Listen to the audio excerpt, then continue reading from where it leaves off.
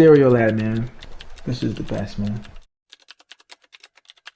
Salut à toi, c'est Hibou Bouboulan, et aujourd'hui je te présente le dernier album de Stereolab, Instant Holograms on Metal Film.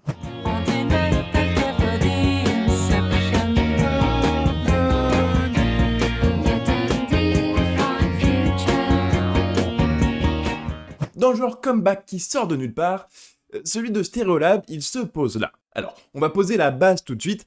Stereolab, c'est un groupe culte des années 90. À la genèse, on retrouve la française Laetitia Sadier et l'anglais Tim Gain. Deux amoureux qui se sont rencontrés en 1988 lors d'un concert de McCarthy à Paris. McCarthy, c'est le groupe dont Tim Gain est à l'époque le guitariste. Et il faut y voir une sorte de groupe de pop-rock marxiste.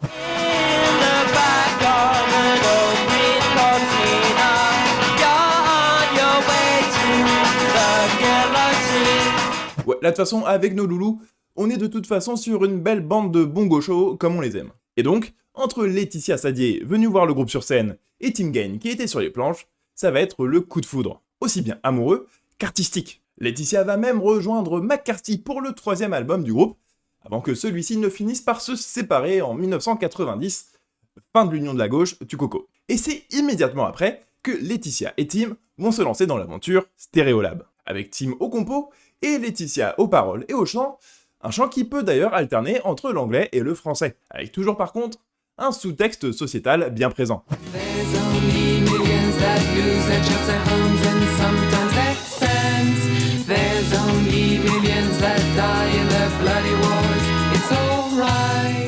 Et la musique de Stereolab, elle est un petit peu impossible à ranger dans une case. Alors, c'est un des premiers groupes à avoir reçu l'étiquette post-rock, notamment du fait de certains de leurs morceaux à rallonge basés sur des boucles répétitives, mais la vérité c'est que c'est une étiquette hyper réductrice, et que la musique du groupe, elle touche aussi bien au rock bruitiste du noise, qu'aux influences du krautrock allemand des années 70, ou encore même aux musiques d'ambiance, typées musique lounge ou exotica des années 50.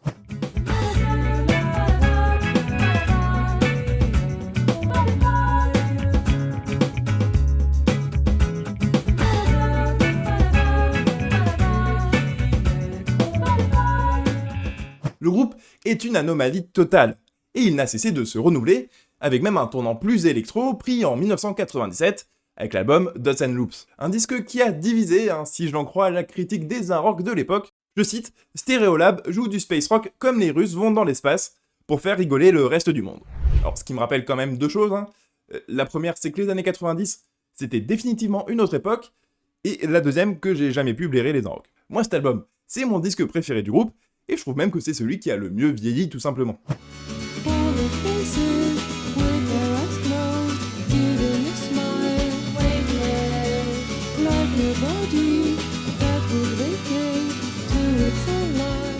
Les années 90 ont été exceptionnelles pour le groupe, avec même le luxe de se payer un petit succès aux États-Unis, notamment grâce à leur signature sur la Major Elektra.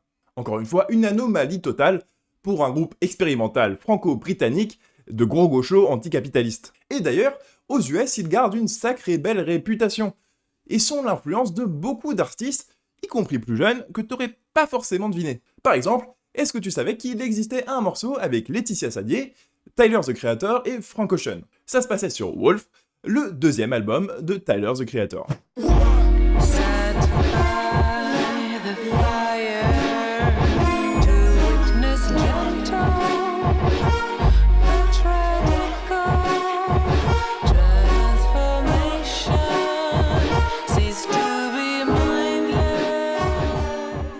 Les années 2000, par contre, vont être beaucoup plus compliquées pour le groupe, qui n'y survivra pas. Alors, pour plusieurs raisons. Déjà, en 2002, le couple formé par Laetitia et Tim va se séparer. Ils vont continuer de collaborer, mais à distance, et plus ensemble en studio. Et en 2002, Stereolab va aussi perdre Mary Hansen, musicienne et choriste au sein du groupe, dans un accident de la route. Le groupe va continuer de vivoter, sortir quelques disques, avant de finalement se séparer. Oui, alors pourquoi on est là déjà du coup? Ah oui, parce qu'en fait le groupe, il va se reformer. D'abord pour une tournée en 2019, notamment passée par la Route du Rock, où j'ai eu l'occasion de les voir. Mais si je suis très honnête, j'ai pas gardé un très grand souvenir du concert, D'autant plus que j'étais plutôt pressé de voir Tame Impala qui passait juste après, sur la scène d'en face. Et donc en 2025, avec ce tout nouvel album, Instant Holograms on Metal Film, le premier du groupe depuis 15 ans. J'ai l'impression de t'avoir donné quelques raisons de pas être très optimiste pour cet album. Et pourtant, Stereolab nous revient avec un excellent disque. Alors à quelle sauce on est mangé cette fois-ci? Eh ben c'est un petit peu un cocktail de tout ce que Stereolab a déjà fait, et bien fait, au cours de sa carrière. D'ailleurs c'est pas spécialement le genre de disque dont tu ressors telle ou telle chanson. Par contre, c'est un album qui a un véritable mood, une ambiance. Et en ça, on y retrouve d'ailleurs encore une fois les influences lounge de Stereolab.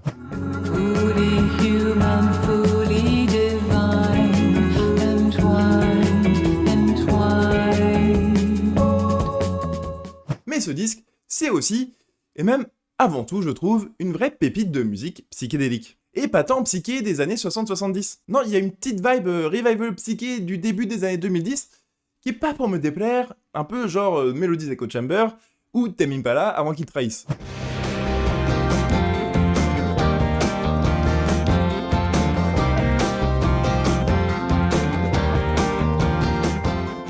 On retrouve donc au final tout ce qu'on a toujours aimé avec Stereolab. Les mélodies répétitives qui font mouche, l'inventivité des productions qui allient toujours expérimentation et efficacité pop, et les paroles marxistes de Sadier qui alimentent aussi parfois ce petit côté vintage, notamment quand on fait une chanson sur la télécouleur en Big 2025. Au final, ce qui est le plus fort dans ce disque, c'est que Stereolab nous a montré qu'il était possible pour un groupe culte des années 90 de faire un comeback réussi.